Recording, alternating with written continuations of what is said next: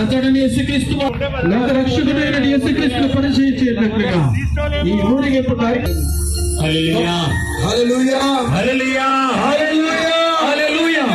క్రీస్తునందు పట్టణ ప్రజలకు, క్రైస్తవ సహోదరి సహోదరులకు, దైవజనులకు వచ్చిన ప్రియమైన సహోదరి సహోదరులారా, ప్రజలారా, ఈ దినాన ఇలాగూ హోసన్నా సువార్త ర్యాలీ ఏర్పాటు చేయడంలో ముఖ్య ఉద్దేశము యేసుక్రీస్తు ప్రభువారు ఆయన సర్వమానవాళి పాపముల నిమిత్తము బలియాగముగా అర్పించబడే ముందుగా యెరూషలేము పట్టణంలోనికి ప్రవేశించేటప్పుడు అలనాడు అనేక మంది ప్రజలు వేరేగా ఆయనను స్వాగతం పలుకుతూ హోసన్నా జయధ్వనులతో యేసుక్రీస్తు ప్రభువారు గౌరవపరిచినట్లుగా పరిశుద్ధ బైబిల్ గ్రంథంలో తెలియజేస్తున్నారు.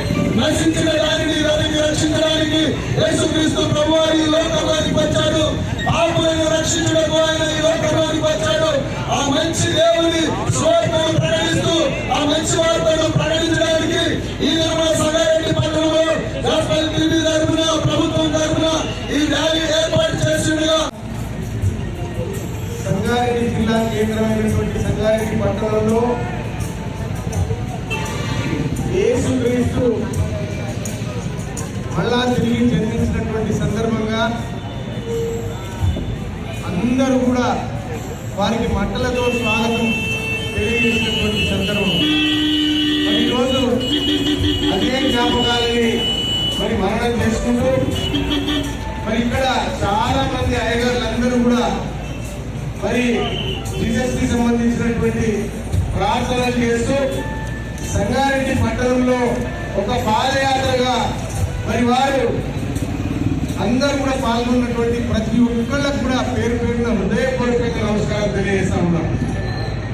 మరి ఈరోజు పాపులందరినీ కూడా క్షమించి రక్షించడానికి వచ్చినటువంటి యేసుక్రీస్తుకు సంబంధించి మరి ఈరోజు మన అందరం కూడా పాల్గొనడం అనేది నిజంగా కూడా మన పూర్వజన్మ సుకృతంగా భావిస్తా ఉన్నాం. పాల్గొన్నటువంటి ఆత్మీయ స్నేహితులందరికీ, మరి క్రిస్టియన్ సోదరులకి, సోదరి మనులకి అందరికీ కూడా హృదయపూర్వకంగా శుభాకాంక్షలు తెలియజేస్తూ మరి ఈరోజు మన రాష్ట్రం కూడా మరి సర్వతోముఖాభివృద్ధి చెందడానికి, తెలంగాణ రావడానికి, ఆవిర్భవించడానికి కూడా మరి ప్రతి చర్చిలో కూడా ప్రార్థనలు చేసినటువంటి సందర్భం.